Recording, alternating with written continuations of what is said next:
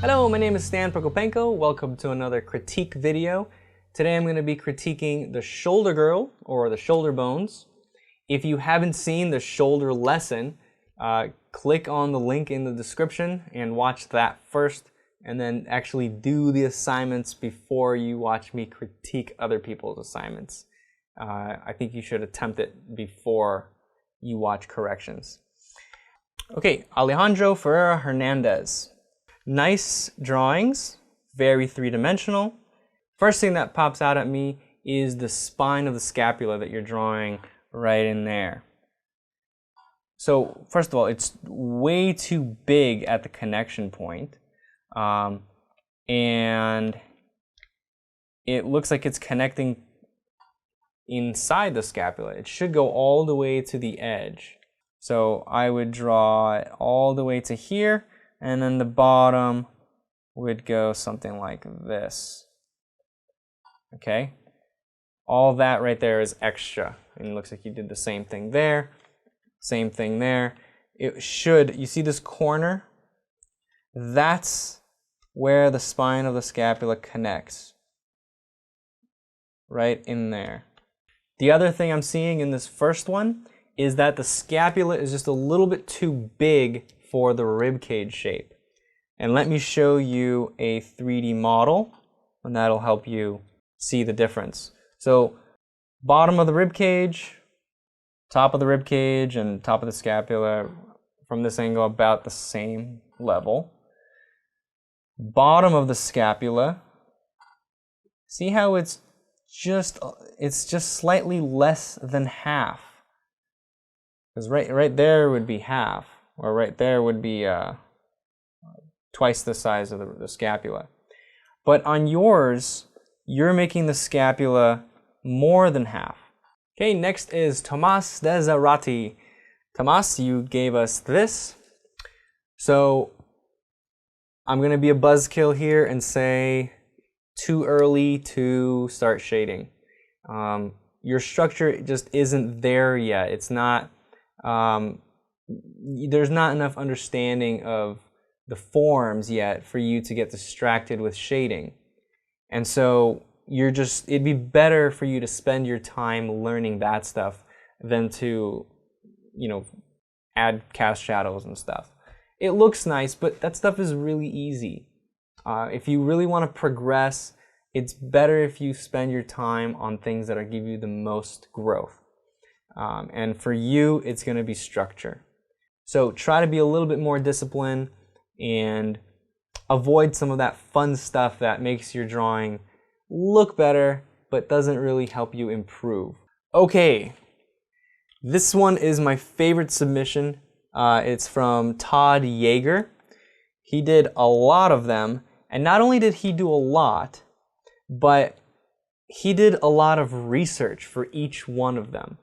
He looked for outside sources. He looked at other references to really figure out what's happening in the photo. So let's look at some of these.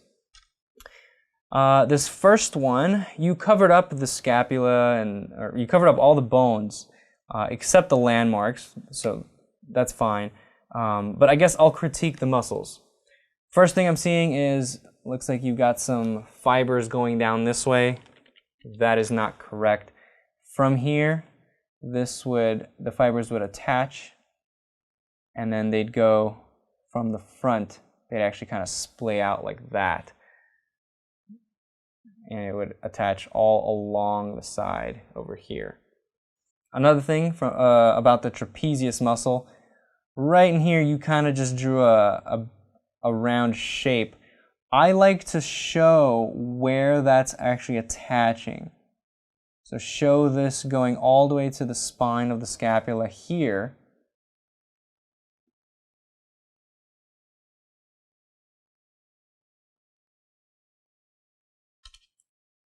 And then this whole part is tendon.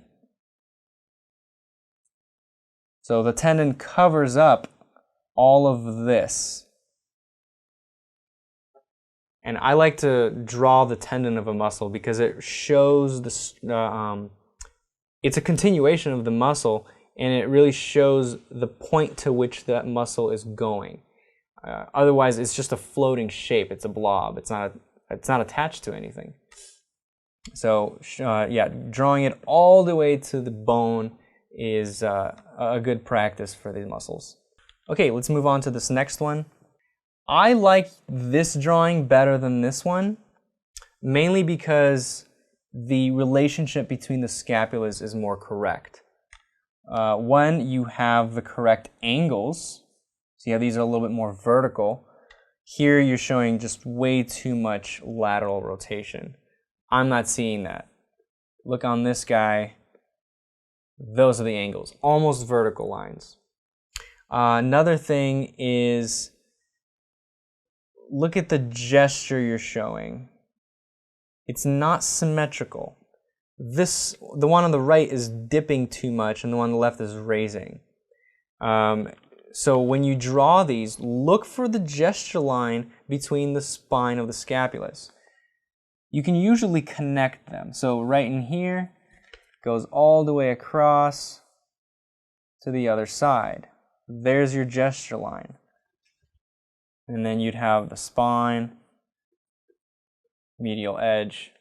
So these are all very nice lines, some grid lines you can start with before you start putting in the structure. And it'll help you find the placement of the things correctly. Whereas on yours, it looks like you started drawing the parts, and then once all the parts were there, they didn't relate correctly. The position is all off. So gesture lines, find the placements, and that'll help you place correctly. In this one, similar thing as you did before. Right shoulder is too low, left is high. Well, the left one is more correct. It's just that this right one is too low. It would have been nice to find this gesture, right? So there you would know that the spine of the scapula is all the way up here. Also, again, you're tilting this too much. This is almost vertical. There's a little bit of a tilt, but you're showing quite a bit of a tilt. Okay, so for this one, we're looking up at the model. So I included this 3D model here to show you what the spine of the scapula will look like from this angle. Notice how it starts to go up, and right about there, it actually turns. It makes a corner, and then it hits the acromion. So right in there, this is the acromion. That little box right there. But before that, there's a sharp corner. And it looks like you're not really showing that. You're doing the opposite. Be careful with that. If we're looking up at the scapula, it's going to wrap around. Okay, next up is Neville Harvey. And Neville, I'm going to pick on you a little bit here. You're going to have to take one for the team. So this is something that I see, not too much, but every time I see it, it's like nails on a chalkboard for me. And that is just taking good photos when you present your work on the internet. When you show your work to the public, put a little bit of effort into it. Make sure it looks good. When you take a photo like this, where you've got the light coming from the side and you got these really harsh shadows, it's difficult to look at your drawings. It's just so distracting. So, I mean, when I really look at it, I can see you did a really nice job drawing the scapula, the clavicle. You put a lot of effort into your drawing, but then just that last step of presenting your work needs work. So anybody else out there, you can just take your drawing outside during the day, put it in the sun or in the shade so that the lighting is flat, and take a picture there. It's really not that difficult to take a picture with good lighting. It just don't be lazy. Okay, so that's all I have to say about Neville. The last critique is for John Stone. Okay, John submitted these 5 nice drawings. The first one, so it's that same one where the right shoulder is retracting, the left is protracting, but it looks like you're showing almost the same distance from the spine. So again, move this one a little bit closer, move this one a little bit farther to show that twisting of the shoulders, because it's only the shoulders that are twisting, it's not the spine. And that way you can show the bunching of the trapezius here and the stretching of the trapezius here. Another thing in the first one is the rib cage looks like it's really big here and really small here. I'm not sure why you have that symmetry issue. And I'm seeing the same thing on number 2.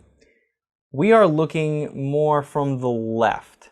And so this left shoulder should be maybe just a tiny bit bigger than the right shoulder. But it looks like you're making this longer than this. You can even see how there's a bigger gap in here than there is in here. It just looks like her left shoulder is farther away from the rib cage than the right. So again, a symmetry issue, same as you did in that first drawing. Number 3 looks pretty good. I'm not seeing anything crazy off. Number 4, I'm seeing the scapula is not foreshortened enough. You're drawing it pretty wide. You're drawing it as wide as if we were looking directly at the scapula. But we're looking from the side. And so this scapula is going to be foreshortened quite a bit. So let's look at the rib cage from the top.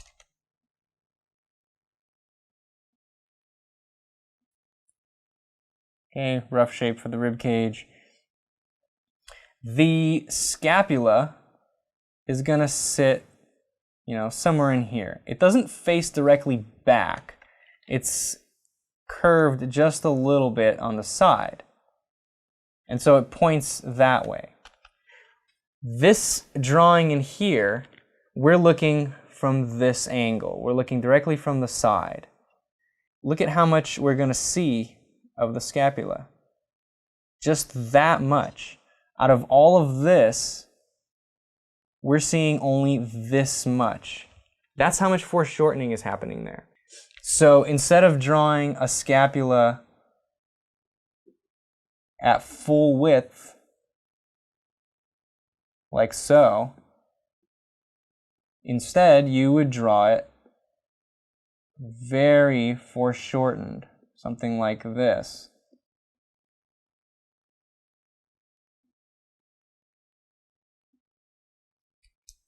Okay, so hopefully that makes sense. That concludes the shoulder critiques. Again, thank you everybody who submitted their assignments. Thanks for being brave and putting it out there in the public. I encourage everybody who's participating in the course, upload your stuff. It'll really help you to get feedback from other people. I know sometimes as artists we're afraid to put our work out there because people are going to criticize it, but you really got to grow some thick skin and put yourself out there.